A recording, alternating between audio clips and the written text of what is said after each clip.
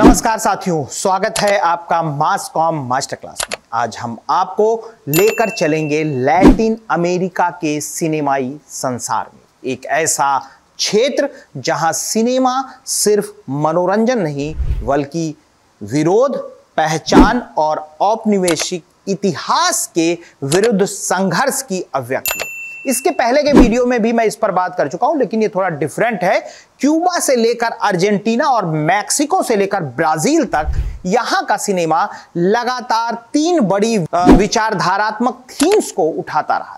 अगर हम विचारात्मक थीम्स को देखें तो सबसे पहला है प्रतिरोध, दूसरा है पहचान यानी आइडेंटिटी और तीसरा है उपनिवेशवाद।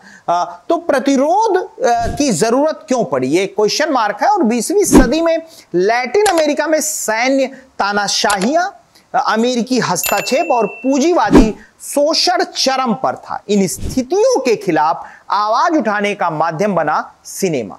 प्रमुख अगर हम इसके उदाहरणों की तरफ जाएं तो उसमें दिखता है ला होरा डे लॉस ऑनर्स यानी 1968 अर्जेंटीना के डायरेक्टर्स फर्नांडो सोलानास और ओक्टावियो गैटिनो। यह डॉक्यूमेंट्री उपनिवेशवाद, पूंजीवाद और सांस्कृतिक संघर्ष के खिलाफ सीधा प्रतिरोध थी।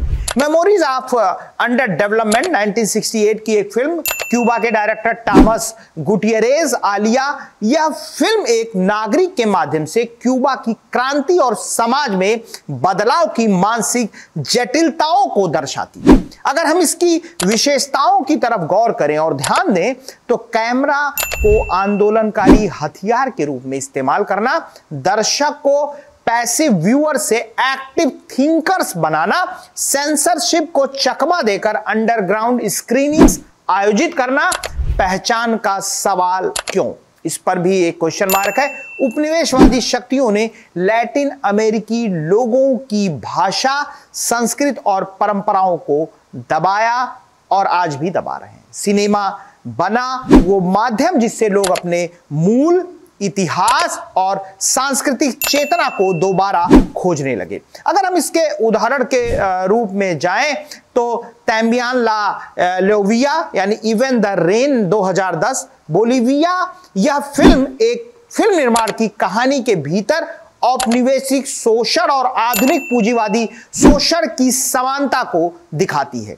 स्पेनिश विजय से लेकर आज के जल संकट तक यह फिल्म पहचान की परतों को उघाड़ती है। इसके आगे हम अगर देखें तो जीसा डा सिल्वा 1976 ब्राजील एक गुलाम महिला की कहानी जो सत्ता में प्रवेश करती है और जातीय व लैंगिक पहचान को चुनौती देती है।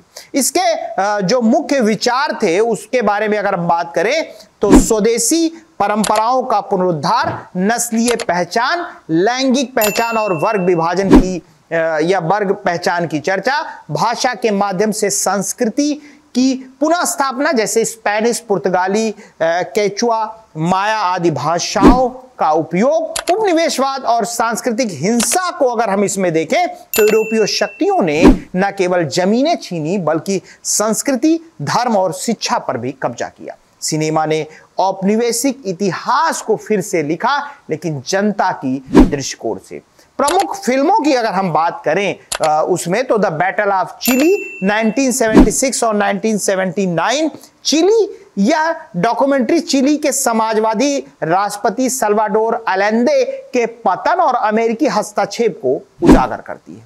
क्विलामाओबो 1984 ब्राजील की यह फिल्म ब्राजील के गुलामों द्वारा स्थापित स्वतंत्र राज्य की कहानी है जो एक वास्तविक इतिहास पर आधारित है।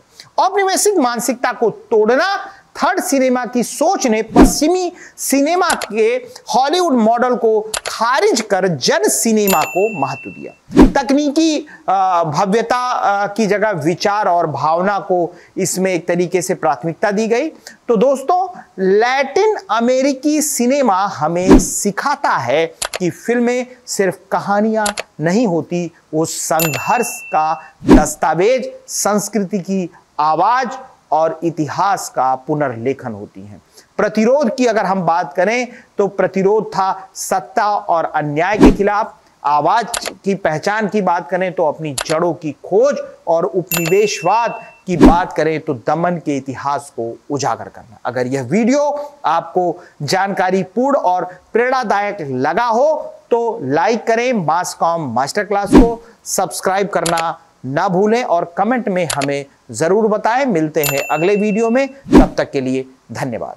ये सिर्फ एक YouTube चैनल नहीं है, बल्कि एक ऐसा मंच है जो ना केवल ज्ञान बांटता है बल्कि हमारे समाज में बड़ा बदलाव लाने की कोशिश भी करता है। क्या आप जानते हैं कि जब भी आप इस चैनल का वीडियो देखते हैं, उसे लाइक करते हैं, शेयर करते हैं या सब्सक्राइब करते हैं, तो आप गरीब बच्चों की शिक्षा में मदद करते हैं। अरविंद फाउंडेशन का सपना है कि हर बच्चा स्कूल जाए। जब आप इस चैनल का समर्थन करते हैं तो आप केवल एक वीडियो नहीं देख रहे हैं बल्कि एक बच्चे का सपना पूरा करने में मदद कर रहे हैं। मास कॉम मास्टर क्लास को सब्सक्राइब करें, वीडियो शेयर करें और